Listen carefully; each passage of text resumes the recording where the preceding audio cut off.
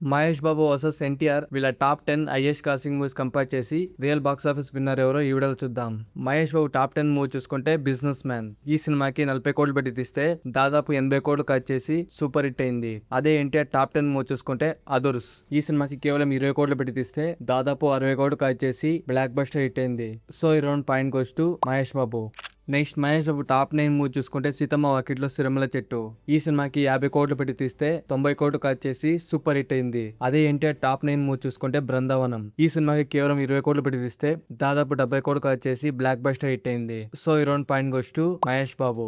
Next Mahesh Babu top 8 movie చూసుకుంటే దూకుడు. ఈ సినిమాకి కేవలం 30 కోట్లు పెట్టి తీస్తే 100 కోట్లు ఖర్చు చేసి బ్లాక్ బస్టర్ హిట్ అయింది. అదే ఎన్టీఆర్ టాప్ 8 మూవీ చూసుకుంటే టెంపర్. ఈ సినిమాకి దాదాపు 40 కోట్లు పెట్టి తీస్తే 80 కోట్లు ఖర్చు చేసి సూపర్ హిట్ అయింది. సో ఈ round point goes to Mahesh Babu.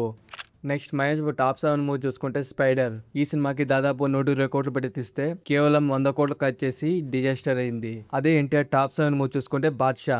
ఈ సినిమాకి కేవలం 50 కోట్లు పెట్టి తీస్తే 90 కోట్లు ఖర్చు చేసి సూపర్ హిట్ అయింది. సో ఈ round point goes to Mahesh Babu.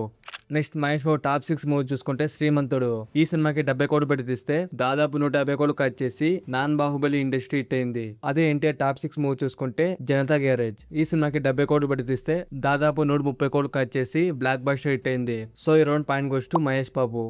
Next Mahesh Babu top 5 movie చూసుకుంటే భరత్ అనే నేను. ఈ సినిమాకి 90 కోట్లు పెట్టి తీస్తే దాదాపు 180 కోట్లు ఖర్చు చేసి బ్లాక్ బస్టర్ హిట్ అయింది.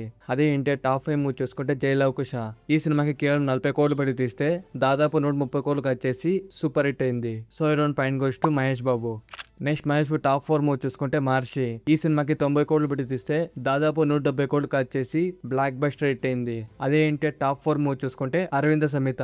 ఈ సినిమాకి కేవలం 60 కోట్లు పెట్టి తీస్తే దాదాపు 160 కోట్లు ఖర్చు చేసి బ్లాక్ బస్టర్ హిట్ అయింది. సో ఈ round point goes to Mahesh Babu. Next Mahesh top 3 movie చూసుకుంటే గుంటూరు కారం. ఈ సినిమాకి దాదాపు 200 కోట్లు పెట్టి తీస్తే కేవలం 180 కోట్లు ఖర్చు చేసి ఫ్లాప్ అయింది. అదే ఎన్టీఆర్ టాప్ 3 మూవీ చూసుకుంటే వార్ 2.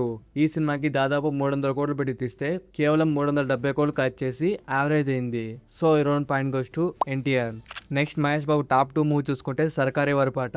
ఈ సినిమాకి 120 కోట్లు పెట్టి తీస్తే దాదాపు 200 కోట్లు ఖర్చు చేసి సూపర్ హిట్ అయింది. అదే ఎన్టీఆర్ టాప్ 2 మూవీ చూసుకుంటే దేవరవన్. ఈ సినిమాకి దాదాపు 300 కోట్లు పెట్టి తీస్తే 450 కోట్లు ఖర్చు చేసి బ్లాక్ బస్టర్ హిట్ అయింది. సో ఈ round point goes to NTR. Next Mahesh Babu top 1 movie చూసుకుంటే సరిలేదా నీకెవరు.